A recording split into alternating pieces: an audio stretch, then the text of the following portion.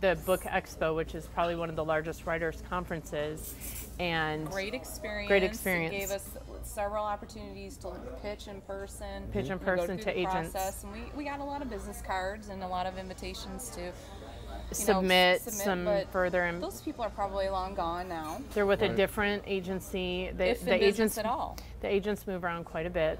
It's no and longer fickle. I mean, very fickle. You'll have an agent that only handles, let's say, historic romance. Okay, so that agency's not right for us because they only handle one type of content. So it took us a long time, and we used the writer's market, which is probably the standard for writers, and it's about 1,000 pages.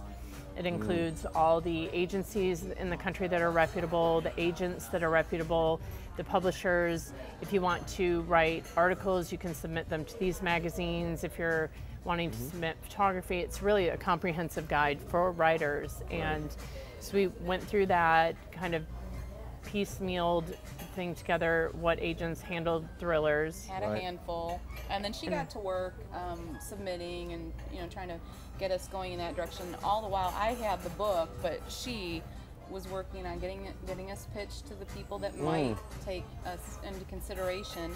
And then as we were getting feedback from people, she also realized there was markets for other types of books. So in your defense, really more, well, I think what happened, we were categorically rejected by every agent that we queried, usually with a form letter. Dear author, thank you so much for submitting, but I do not feel that your project is right for us at this time. You'll this time. Be shocked that I can spit that out verbatim, but we got enough of that that. a few times. Right. So, so we actually did. One of the first responses we did get from an agent in New York was personal.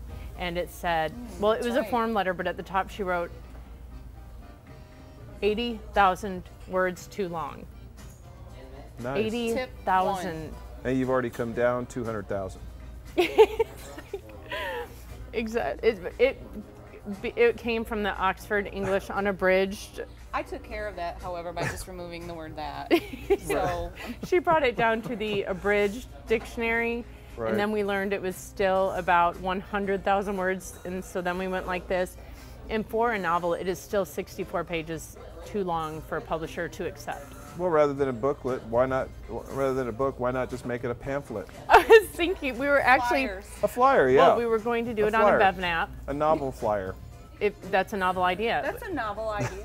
Well, with a BevNap, it opens up this way, this way, and if you wanted to be very clever, you could open it fully, and there could be a rendering. I know somebody that actually has a machine, a trifold. You can save yourself a lot of money by folding the That's akin to novel pamphlet yourself. There you go.